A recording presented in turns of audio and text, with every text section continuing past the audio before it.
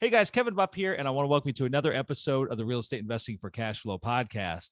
Our mission is to help you build and maintain massive amounts of cash flow through income-producing real estate investments. And our guest for this week's show is multifamily investment expert Cody Littlewood. Cody is a general partner with Curated Investments, a multifamily investment firm based in South Florida. Now, Cody has a long track record and deep expertise in buying, building, and operating companies. His core expertise lies in leading large teams, developing financial models and strategies, deploying capital, and developing operational excellence. Now, prior to founding Curated, Cody built the software development firm Codelit from an idea and a laptop at his kitchen table all the way to a 70-person company. And guys, so with that, it's my honor to welcome my guest for today's show, Cody Littlewood. Cody, how you doing, my friend? Thank you. Thank you for having me. I'm doing well. Yeah, I'm excited to have you here. Excited to, again, lift up the hood and see what we got underneath it as far as real estate goes. But, before we go there, Cody, I would love to maybe pass the mic back to you for a few minutes and have you fill in any blanks that I gave. I gave that brief introduction. I know your background is much more extensive than that. And so take a few minutes, tell our listeners a little more about yourself, maybe speak to a little bit of even building Codelit, and then ultimately how you transitioned over into the real estate world. Yeah, sure. So, I'm in South Florida. I'm in Miami. I'm originally from Utah, but I've been here for about 10 years or so with some other stints in other areas. But my background software, I was writing software code since I was like 13 years old or something like that. And I think my first computer is a Macintosh Classic 2. And, I kind of grew up in that world. And then I went to business school, but then I went back into software, just kind of loved it and fell back into it. It was what I was naturally really good at. And so I built a software engineering and, design and services firm. The firm still exists today, 75, 80 employees or so, I think. And it does incredibly well. And I pour kind of all the cash flow from that into my real estate.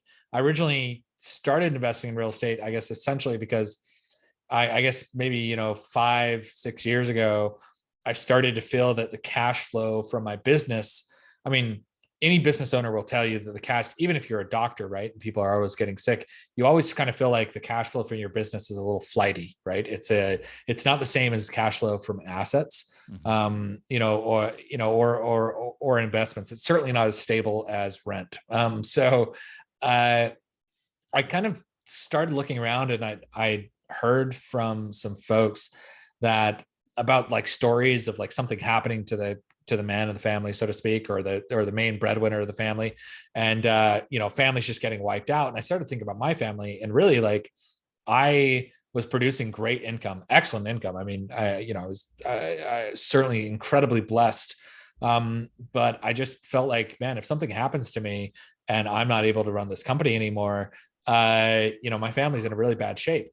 And so anyways, I started to work, and basically, I think I started to listen to a few podcasts at the time, back before podcasts were super popular. And I found a podcast on real estate. I started to dive into it.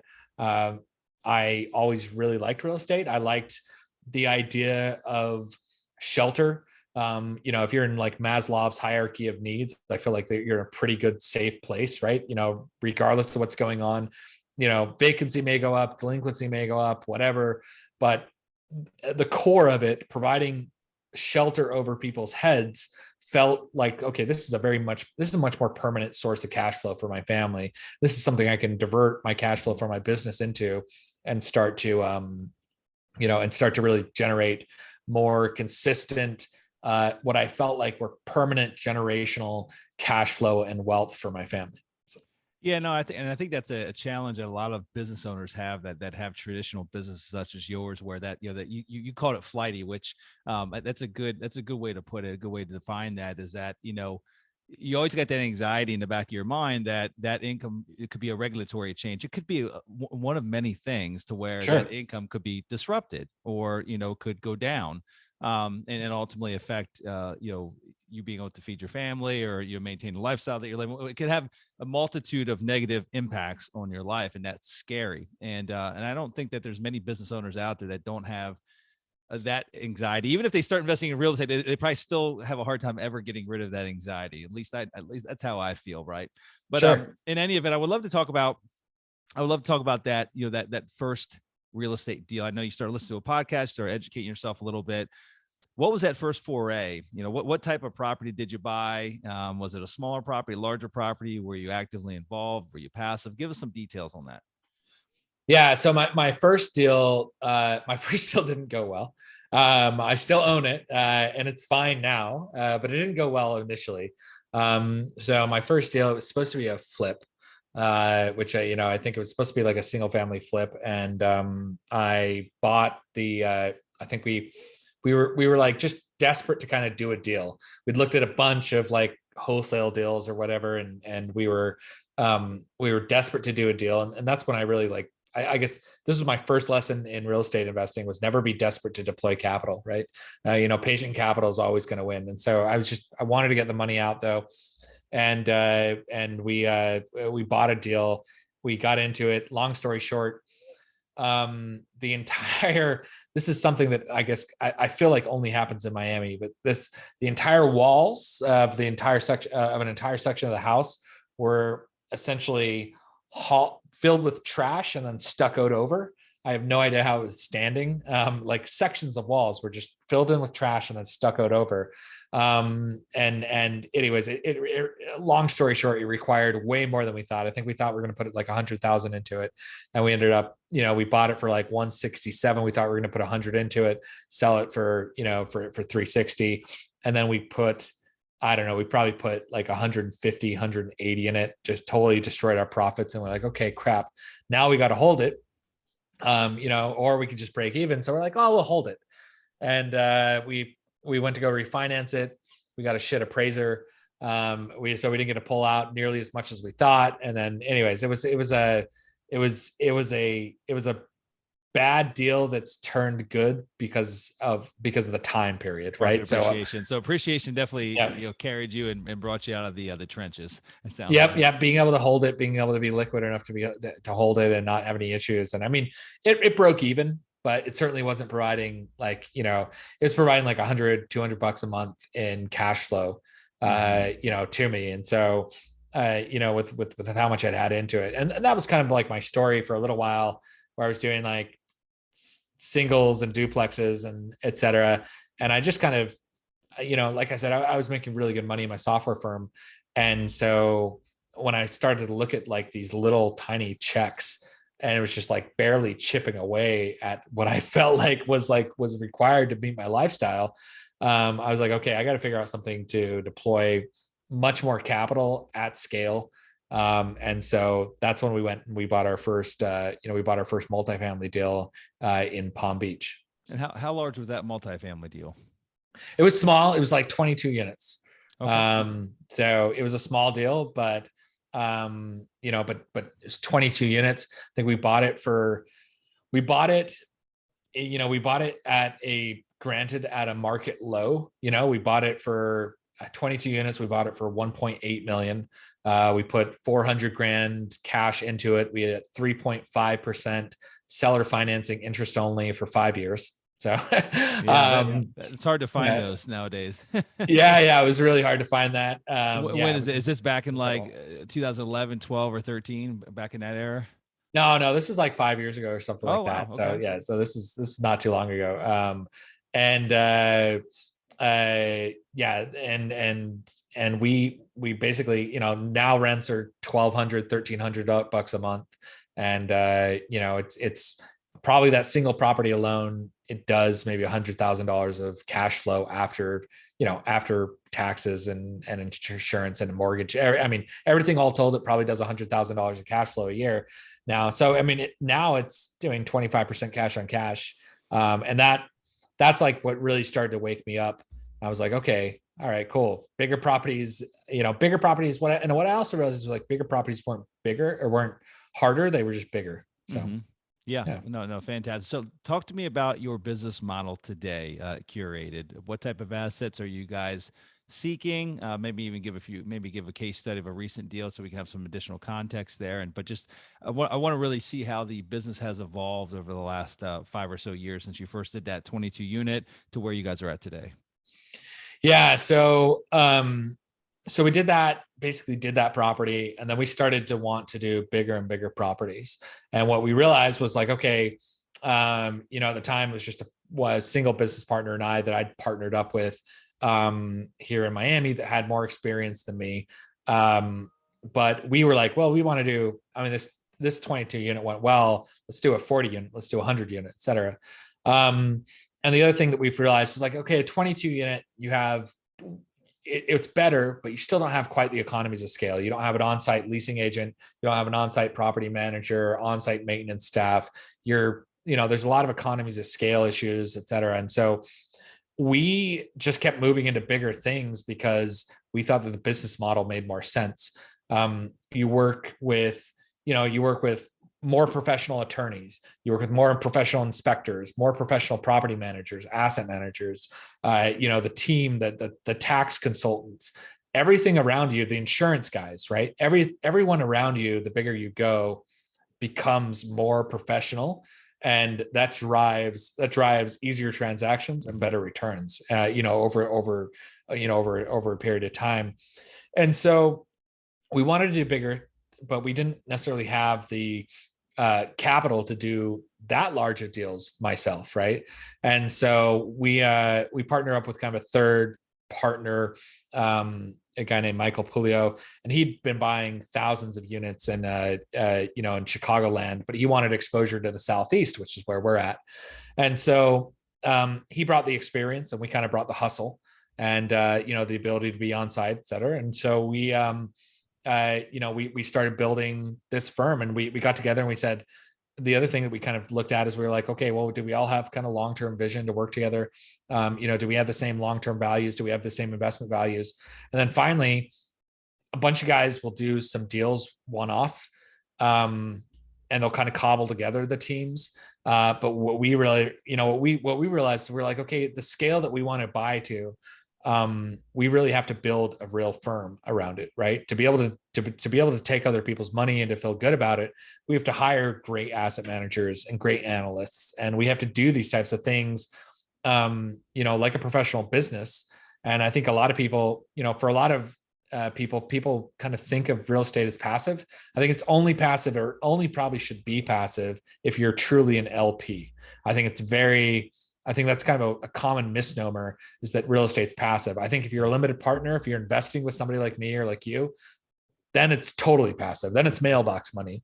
But if you're truly optimizing a deal and getting great returns and really keeping your finger on the pulse of a large deal, it's not going to be very passive. And so we decided, okay, we need to build a proper firm.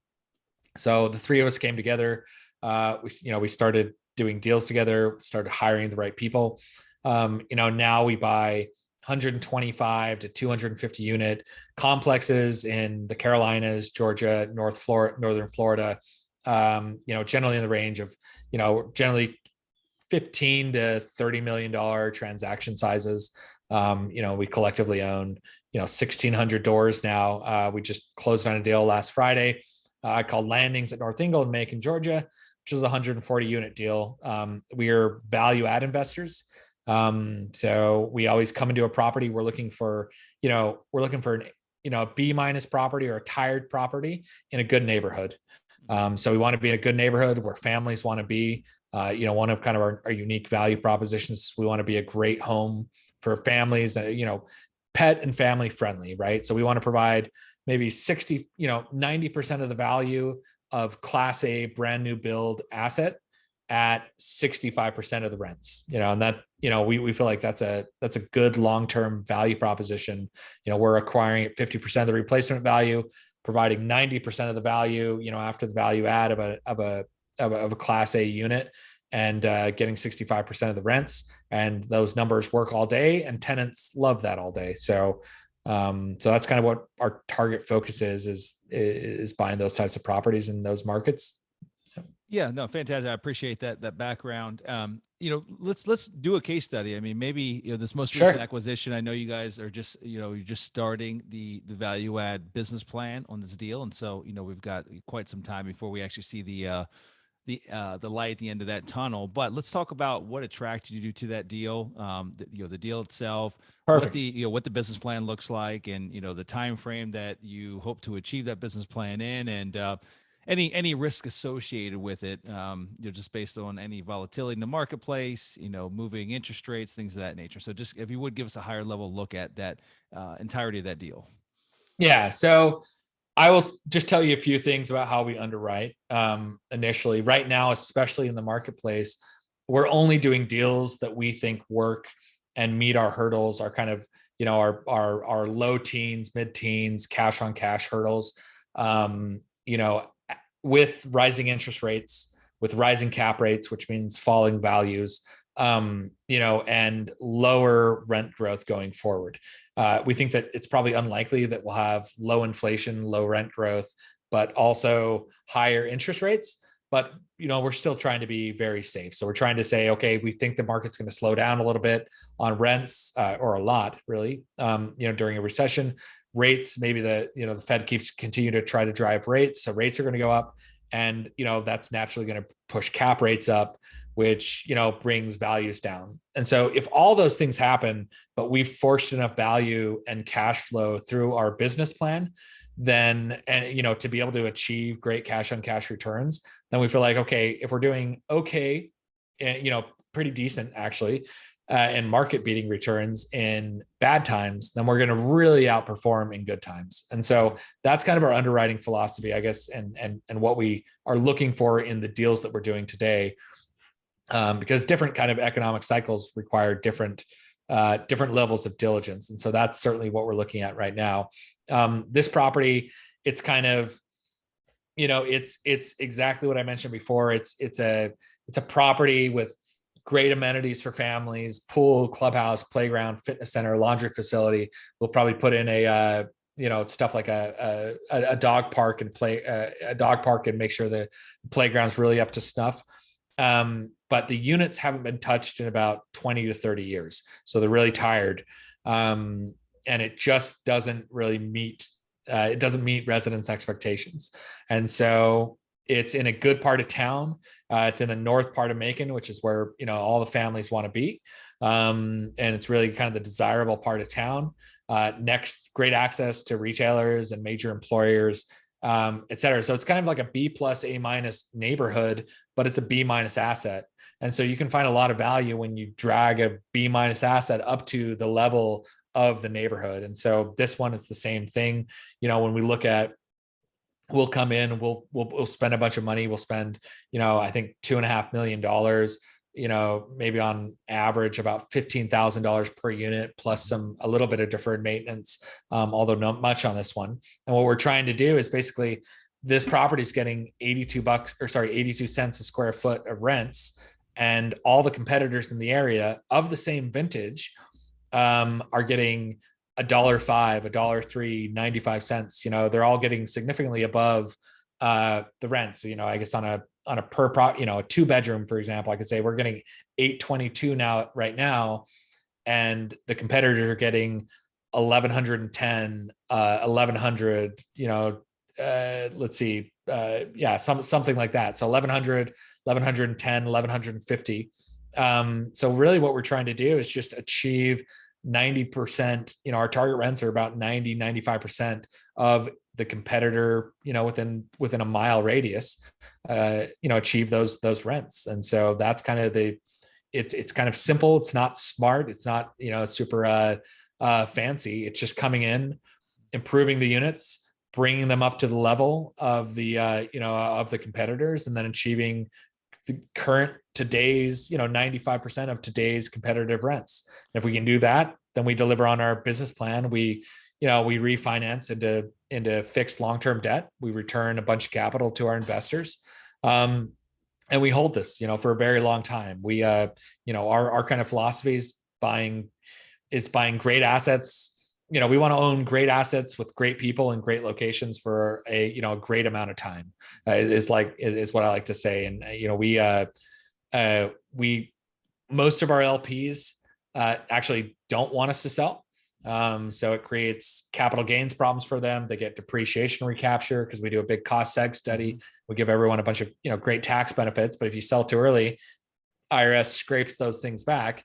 So they don't want the cap gains tax. They don't want to find another place to go deploy it, and they don't want the depreciation recapture. They'd rather just get a bunch of capital back through a refinance, continue to hold and cash flow for a number of years. And so that's kind of our general strategy. Yeah, fantastic, fantastic. And as far as the execution of that business plan on that particular deal, when you're $15,000 a door of capital improvements, that's fairly significant. So that's not just a little touch up here or there. Are you waiting until each of those units turn, or are you forcing turns? How does that work?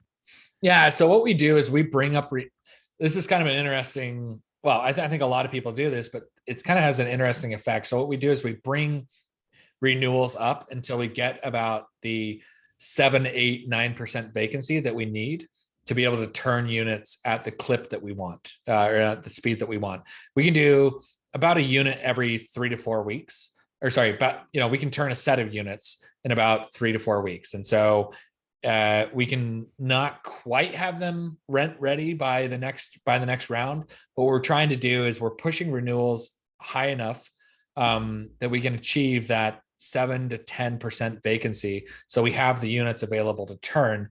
The surprising side of that often has been over the past 3 years, and I don't think this will necessarily be the case going forward, but over the past few years, inflation and rents have been roaring so fast that oftentimes we're really surprised by where that point is. So suddenly we get way more loss to lease on the renewals than we ever thought. So it's kind of it kind of benefits us in twofold. We figure out where's the real market for these conditions of rents, and sometimes it's much higher than we thought. But we get the the vacancy that we need to turn the units. Yeah, no, fantastic. I appreciate that. And before the call, before we started the interview, we were talking about where your source of capital is coming from, and sure, I made a joke that you kind of went in reverse of that of a typical syndicator, in that you spent a good bit of time pulling capital in, you and your partners pulling capital in from family offices, and have since not completely moved over to, but have really put a focus on retail investors. And normally it's a complete opposite, path that folks take. They go the retail route, and then they realize that, instead of having, 400 retail investors, they found a few family offices that can ultimately stroke a really fat check, one check versus 400 checks. There's a seemingly attractive nature to that. And so talk to me about some of the, the pros and cons of working with family offices, and ultimately why you guys have decided to really shift a lot more of your focus over to the retail side. Yeah, I mean, I think about 75% of our deals are done with family offices, and I don't think that'll ever stop being a large component of how we do some deals. And I think that, to your point, the benefits, I think, of family offices are it's one investor, so it's really one person to worry about, right? You're not chasing a bunch of different people. Oftentimes you don't have the same SEC requirements because you're doing a JV, or if you do have the same SEC requirements, you're really only worried about one investor, and there's a lot less reporting requirements that go into it. The other benefit that I spoke about, I spoke with you earlier, is the right family offices generally tend to have the same generational kind of hold view that we have, right? So we want to hold kind of generational assets. That's why we're so focused on buying great locations, doing great jobs on the renovations, great partners and investors to work with, because we want to hold these things for a very long time. We're all me and my partners were very fortunate in that we kind of make our money in other we've made our money in other areas. And so we just want to, when we're doing deals, we're thinking about our kids and their kids' kids. And so the family offices tend to have a much more generational view on the deployment of capital. And so they aren't thinking about what are my returns over this year or next year or 3 years, or, can we sell in 3 or 5 years, right? They're very committed, like we are, to holding these things. Obviously we do returns of capital through the refinance, and everyone gets great cash flow. And I think they'd be hard pressed to find other places to deploy that capital to get similar returns. But we don't sell out for those large equity multiples, 3 to 5 years down the road. Many syndicators do, and I think that's fine. But we're more focused on building that long-term generational cash flow in business, over very long-term time. And I think that family offices generally have that a little bit more than retail investors. Now, that's not to say we've actually been meeting a lot of retail investors recently that have that similar view, that they are very long-term focused. They're focused on, maximizing, like I said, not getting a big capital gains tax, and, maximizing the depreciation expense, and, maximizing the refinance, deferred kind of returns of or tax deferred returns of capital, maximizing the cash flow over many generations. And so we've met a lot of, retail investors that have had that view, and that's who we're attracting to us. But I would say that it is fewer. I would say that retail investors, or, high net worth when I say retail, I'm really talking about high net worth. We only take accredited investor money. So it's still people with significant amounts of wealth compared to the average American. But but they still tend to have shorter time horizons. They're still looking 3-5 years down the road. They're not looking, 10, 15, 20 years down the road, before they want to sell. And so we're well aligned with, we felt like we were well aligned with family office money for that. The flip side is obviously that comes with strings attached. So lots of them, if they strike a single check and they're the entire check in the deal, they want some sort of decision right over sale. So there's always that, hanging over your head, that maybe you're long-term, but maybe they weren't quite as long-term as they said they were, right? Maybe they decide one day, 5 years down the road, they're like, yeah, well, we thought we were long-term, but we actually see some other opportunities. We want to financialize this opportunity right now and go into something else. And you could be, like, crap. Okay, well, now we got to do it. So you could lose the decision rights. There's usually some sort of decreased economics, for the sponsor. And quite frankly, you're doing all the work. And so that can be a little hard, that can be a little more difficult to deal with.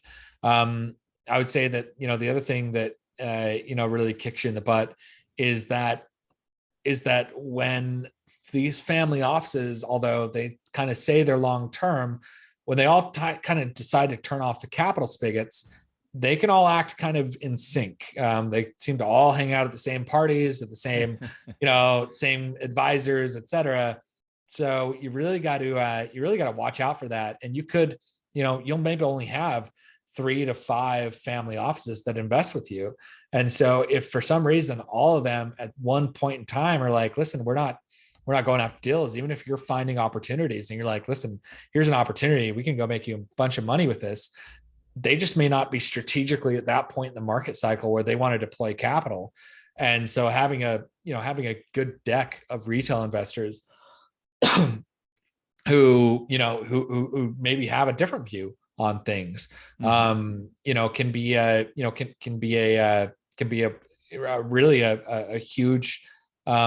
huge gain. Instead of going and, if you get shut down by 3 to 4 people, if 3 to 4 people all of a sudden decide we're not deploying capital, well, that's all your capital. If you have, 400 investors, 500 investors, and 3 to 4 of them say, well, we're not deploying capital right now, it's no big deal. You got 900, you got 496 of them left or whatever it is. So, so that's some different things. Okay. I would also say that, sometimes the reporting requirements for family offices and the auditing requirements can be cumbersome. It can be a lot of overhead. I'm assuming you have to have audited financials, correct? Yeah. So it depends. Yeah. It depends on the family office, but many of them do. And that can be a lot of work every year, where you'll have a team of analysts just focused on that, and you won't be able to focus on anything else in your business because they're focused on that. Or they just have, they have a lot of reporting requirements. So yeah. Have you found over the past 6 to 8 months, just with the various nuances and volatility in the marketplace that some of these family offices that you've worked with have become a little bit more bearish? Oh yeah. Yeah. I would say, and their yeah, reasoning behind that. I mean, sure. I mean, because again, I mean, given inflationary environment, given the demand for rental housing and the shortage of rental housing, one would think that, or one could argue that they should be incredibly bullish, especially if they have a really long-term outlook, right? 10, 15-year outlook. And so what are some of the reasonings that you've heard that they've become quite bearish over this, again, last 6 to 8 months? Yeah. I have a good friend also has a family office. And he just got his butt kicked in 2009, 2008, 2009. And so he thinks that there's going to be a further bottom. And so he thinks he's going to find the bottom and he's going to buy it. Um, I kind of believe over a long enough time horizon that it's really difficult to find a bottom, right? It's really difficult to know when the bottom is. The bottom might be right now when we have the biggest amount of fear of the Fed raising rates, but still phenomenal fundamentals behind housing. Or it may be in 3 to 4 months. But the delta, in returns is not going to be that high over a long enough time horizon, right? Mm-hmm. And so I disagree with that perspective, but it's his perspective. And so he thinks he's going to find a better bottom. And he's going to hold until he finds that bottom, or what he feels like that bottom is. I think he's going to miss out on a lot of deals along the way. Mm-hmm. And but just because of the fundamentals of rent growth right now and the fundamentals of holding real estate and shelter for a very long period of time. But, other people just say, other people think that, that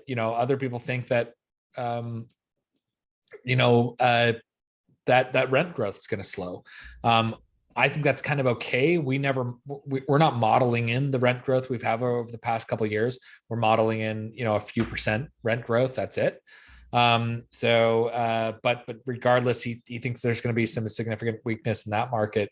But I think a lot of it is just anytime when there's uncertainty, I think it's the natural instinct to push pause. Yeah. So there's a lot of people saying we're pausing, we're going to come back when we see what's going on. But everyone's doing the same thing. Everyone's holding a bunch of cash on the sidelines. I don't know how many opportunities there are going to be, but I'll say if you're buying great deals with good fundamentals and good locations, and you have a long time horizon, for me, I don't think that I don't necessarily know that we're going to be able to time the exact bottom. I don't know when the exact bottom is going to be. I don't even know if there's going to be a bottom. We're certainly seeing some softening.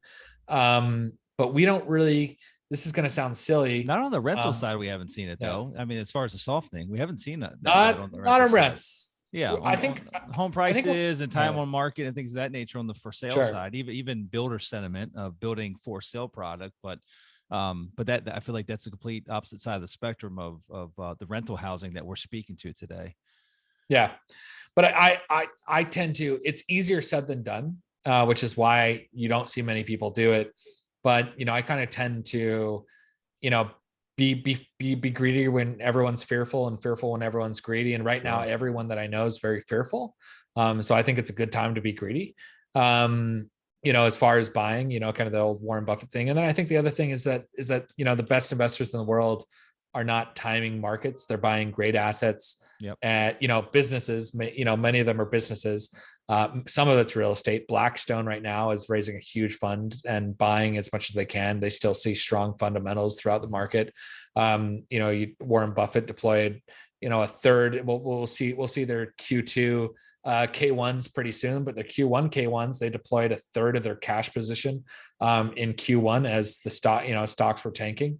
And I think that, the best investors in the world, they're not necessarily trying to time the market. They're trying to buy great assets with great fundamentals and good moats. And I think that housing in the right markets absolutely has that. And so if you can withstand the short-term pressures of interest rates, and there are a number of ways to handle that, then, and you're a long-term investor, then I think you're going to significantly outperform your peers. Yeah, I agree. Well, Cody, this has been a fun conversation. I really appreciate you coming on. For those that are listening that want to learn more about you and your company and what you guys have going on, where's the best place to reach you and learn more? Yeah. So you can go to curatedrei.com. That's like curated real estate investing, rei.com. Or you can find me on Twitter at Cody Littlewood. So just my name. Or you can email me, cody@curatedrei.com. Be happy to chat with you.